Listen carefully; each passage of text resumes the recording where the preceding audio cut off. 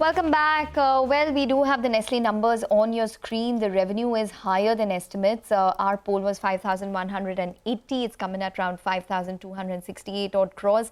And net profit, Mangalam, that looks good. 934 crores as compared to our poll of 850. Yep, it is a goodish set of numbers that have come in from Nestle. The reason why I say that is because, the revenues have grown higher than street expectations. We're just trying to calculate the EBITDA. This is the company having provided for some contingencies as well. But if you add all of that back, it appears that there is a bit of a beat on the EBITDA as well. The EBITDA margins have come in at around 25.8%.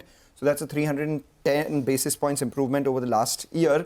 The quarter-on-quarter gross margins is something that we'll be watching out for. The net profit, which has come in at around 934 crores, also includes an exceptional element of about 10 crores. So you take that off, it's about 924 crores. Despite that, it is a big beat to our expectations, and that's largely coming from the higher than expected top line growth, which has percolated down to the EBITDA itself, and that has come down to the net profit. So far, it's a good set of numbers that we have. The domestic sales for the company have increased by about 9%, again, at the higher end of what the street was anticipating. Nestle, for the last many quarters, has been reporting double-digit revenue growth. This time around, with a bit of a slowdown and a strong base, the street believed that the growth could be high single digits, and that's exactly what the company has reported.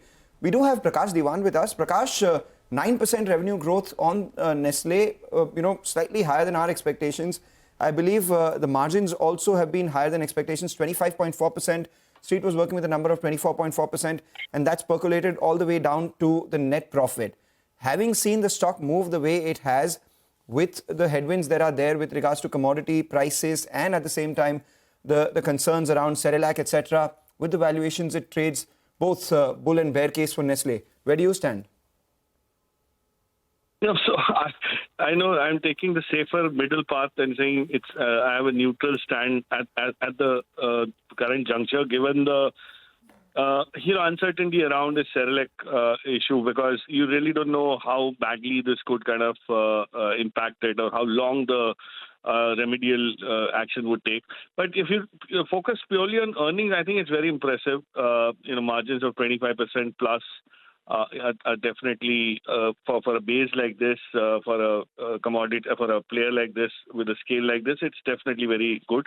I haven't yet been able to go through the fine print whether there's any one-off that's contributed to a significant improvement in either revenue or on the profitability side, which percolates down. But otherwise, I think a net profit of 940 odd crores is definitely very good, especially after we've seen what HUL has come up with, and it's just kind of it is difficult for larger players to become larger. So there is definitely some sort of an element of beat out here.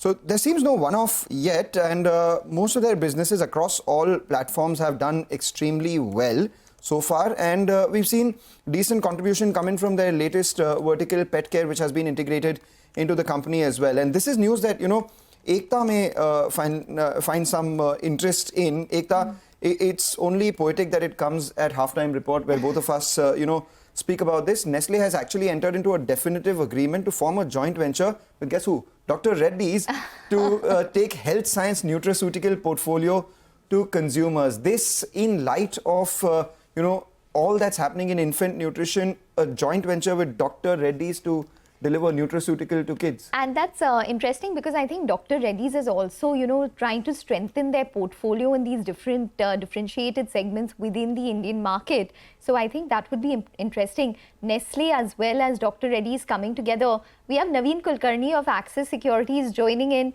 Naveen, that's yes on the periphery, but I just wanted to understand how important is the commentary from Nestle for you today, considering the controversy surrounding Cerelac and the baby food. How important is that for, say, an analyst to hear in the commentary from the management, and how important is it to probably even determine your valuations or your call on the stock?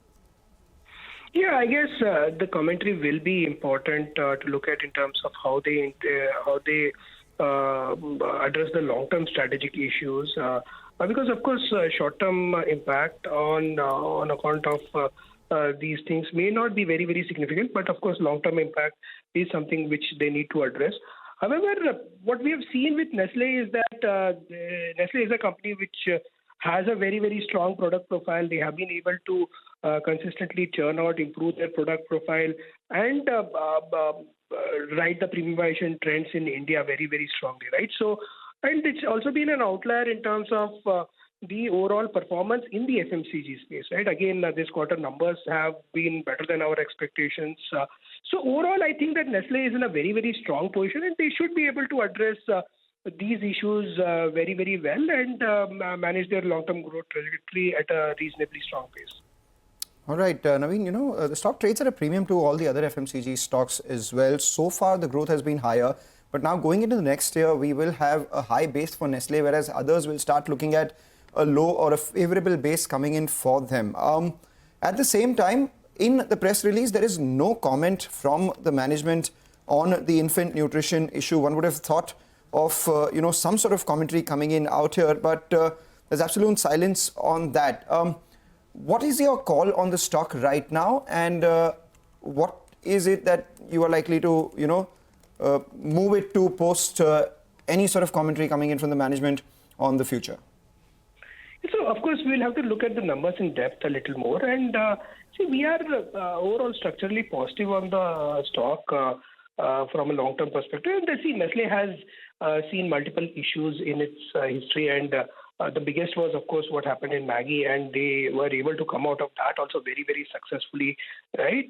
So I think Nestle should be able to manage these aspects pretty well and address these issues and come out on the stronger side. So that's what I tend to believe, and this time also should not be any different for Nestle, considering the kind of product profile that it has and which is very, very unique and also very, very strong product proportion. So continue to remain positive on Nestle. Right, gentlemen, thank you so much for joining in. So just to wrap up things, Nestle has reported their technically the fifth quarter of this financial year because they've moved the calendar year to financial year. Numbers, revenue 9%, revenue growth 9%, which is higher than expectations. EBITDA at around 1337 crores, again higher than expectations. Margins beating expectations by 100 basis points, and that percolating all the way down to the bottom line. There has been a mild reduction in gross margins quarter on quarter. That's understandable because of the inflation that we've seen in cocoa and coffee prices. But the management has navigated that by reducing other expenses. Decent commentary across portfolio, some silence on the infant nutrition business. But so far, the Nestle stock absolutely flat. The last couple of days, it was doing well. So maybe some bit of profit booking post that as well. And also, the street is hoping for some commentary coming in or some clarity coming in on this issue. So until there is more clarity, there could be an overhang. Okay, all right. Well, let's now shift focus